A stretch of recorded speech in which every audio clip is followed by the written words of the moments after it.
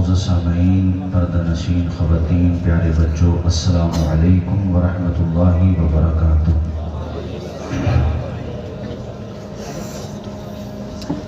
الحمدللہ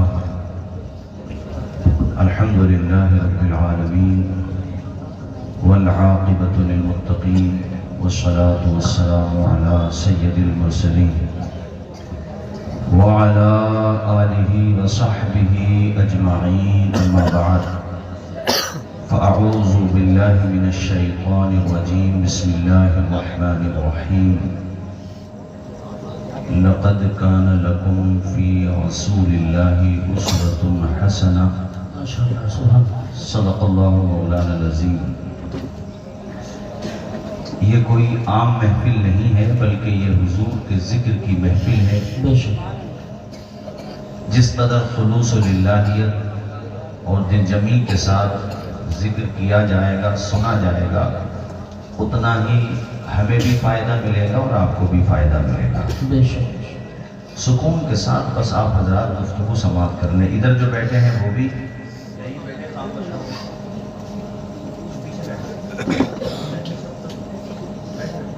ان کا بعد میں خیال کر لینا، آپ لوگ تھوڑا سا پریشان تو بہرحال ہیں یہ، لیکن اب تم سکون سے بیٹھے رہو، ٹھیک ہے؟ نعرہ بھی مت لگانا، ایک بھی مت لگانا، بیٹھے رہو، سکون کے ساتھ بیٹھے رہو۔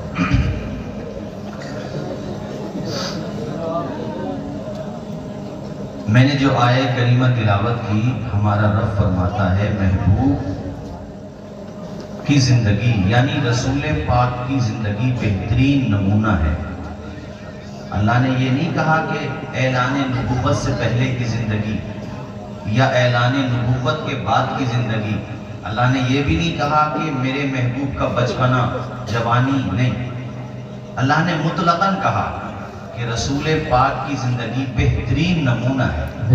پتہ یہ چلا کہ حضور شروع سے آخر تک، مہد سے لحد تک اور لحد سے ابد تک، ہمیشہ حضور جو ہیں سب کے لیے بہترین نمونہ ہے۔ بچپنا دیکھیں تو لاجواب ہے، ایسا لاجواب ہے کہ آج کی تاریخ میں دنیا کی جو آبادی ہے وہ 7 ارب 75 کروڑ 10 لاکھ کے آس پاس ہے، یعنی تقریباً 7.25 ارب۔ اب تک یہ 7.25 ارب ظاہر ہے آبادی، تو یہ پیدا بھی ہوئے ہیں۔ ان میں سے بھی کوئی اس شان کے ساتھ پیدا نہیں ہوا جس شان کے ساتھ آمنہ کے لال پیدا ہوئے۔ ان سے پہلے جو آ کر جا چکے، قبروں میں سو چکے، حضرت آدم علیہ السلام سے لے کر عیسیٰ روح اللہ تک، اور ان کے بعد میرے نبی تک، اور میرے نبی کے بعد اب تک، اور اب سے قیامت تک، اللہ کی قسم کوئی اس شان کے ساتھ دنیا میں آیا ہی نہیں ہے جس شان کے ساتھ آمنہ کا بیٹا آیا ہے۔ کوئی ایسا ہے ہی نہیں۔ میں یہ بات بہت تیزی کے ساتھ آگے بڑھاؤں چونکہ آج میری تقریر کا جو عنوان ہے وہ ہجرت رسول پاک ہے۔ حضور نے جو مکہ سے مدینہ شریف کی طرف ہجرت کی، اس میں جو پریشانیاں اٹھائیں، مصیبتوں کی آندھیاں چلی، وہ ذکر کروں گا، مگر تھوڑا سا میں شروع میں تذکرہ کر دوں۔ حضور جیسا نہ کوئی تھا، نہ ہے، نہ کوئی ہو سکتا ہے۔ حضرت حسان نے بات ہی صاف کر دی، صحیح سند کے ساتھ ہے۔ حضرت حسان نے حضور کی شان میں اشعار پڑھتے ہوئے ایک شعر یہ بھی پڑھا تھا، لم تلد النساء، حضور آپ ایسے ہیں کہ آپ جیسا کسی عورت نے پیدا ہی نہیں کیا ہے۔ سبحان اللہ، بے شک حق۔ جبریل امین فرشتوں کے سردار ہیں۔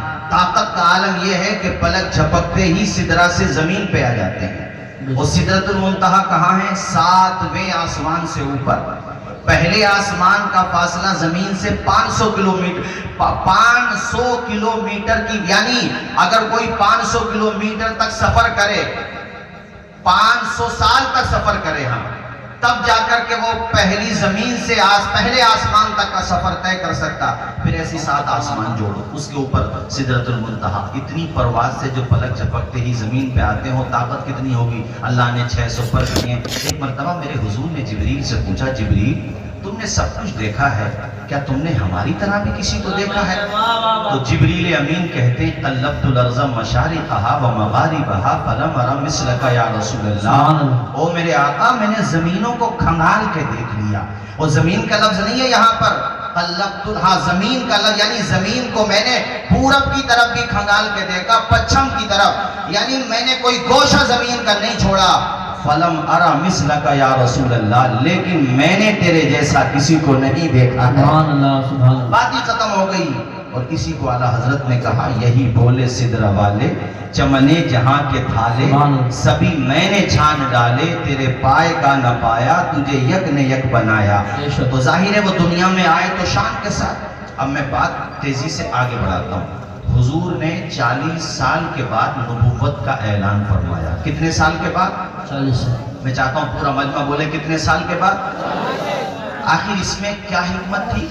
تو اللہ کی مشیت یہ تھی، محبوب 40 سال تک تم قرآن بن کے دکھا دو اور 40 سال کے بعد قرآن پڑھ کے سنا دو۔ سبحان اللہ۔ میرے نبی کو سب صادق و امین کہتے تھے، سچا، چونکہ حضور کے قریب سے بھی جھوٹ نہیں گزرا تھا۔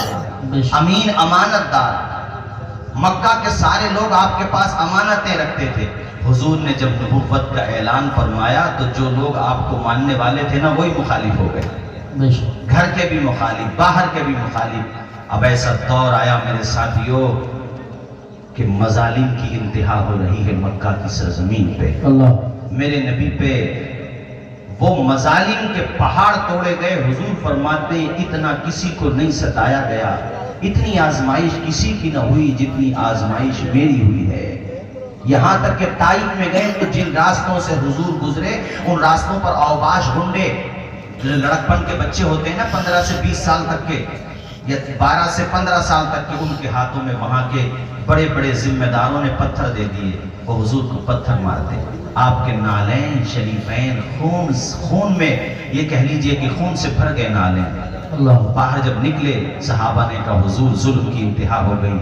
آسمانوں سے فرشتے آ گئے، جس کو اللہ نے پہاڑوں کی طاقت دی ہوئی ہے، وہ فرشتہ بھی حاضر ہو گیا۔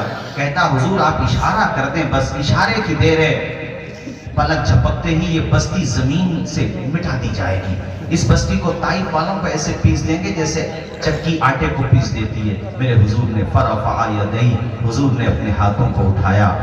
اب سمجھا جا رہا تھا کہ یہ بستی ختم ہو گئی، لیکن مبارک لب کھلے اور کہا یا اللہ اس قوم کو ہدایت دے دے، یہ مجھے پہچانتے نہیں ہیں۔ واہ واہ سبحان اللہ سبحان اللہ۔ پوچھا گیا آقا، فرمایا کہ مجھے ان کی نسلوں سے ایمان کی خوشبو آتی ہے، یہ مجھے نہیں پہچان رہے ہیں، لیکن ان کے یہاں جو نسلیں ہوں گی وہ میرا کلمہ پڑھتی ہوئی نظر آئے۔ سبحان اللہ سبحان اللہ۔ سلام اس پر کے اسرار محبت جس نے سکھلائے، سلام اس پر کے جس نے زخم کھا کے پھول برسائے، سلام اس پر کہ جس کا ذکر ہے سارے صحائف میں، سلام اس پر کہ جو زخمی ہوا بازار طائف میں، سلام اس پر کہ جو غار ہرا میں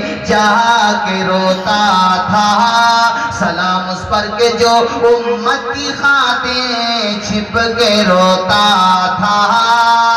اللہ اللہ، مظالم کے پہاڑ توڑے جا رہے ہیں، اہل ایمان پہ ظلم و ستم کی آندھیاں چل رہی ہیں۔ حالت یہ ہے کہ اعلانیہ طور پر حق والے بلند آواز سے کلمہ بھی نہیں پڑھ سکتے تھے۔ اگر کوئی اعلانیہ کلمہ پڑھتا تھا تو کوئی ہاتھ میں پتھر لے کے آتا تھا، کوئی تیر لے کے آتا، پرچی لے کر کے آتا، سارے لوگ ٹوٹ پڑتے تھے۔ سب سے پہلے اعلانیہ نبی کے غلاموں میں ابو بکر صدیق نے کھڑے ہو کر کے جب کلمہ پڑھا تھا، لوگوں کو دین کی دعوت دی تھی، تو چاروں طرف سے قریش مکہ ٹوٹ پڑے۔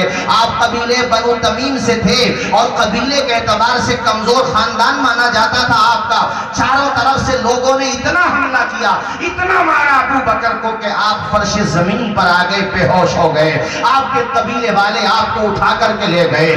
قبیلے والے جب اٹھا کر کے لے گئے تو آپ کو نہیں پتا میرا کیا حال ہے، چونکہ بے ہوش ہو چکے تھے۔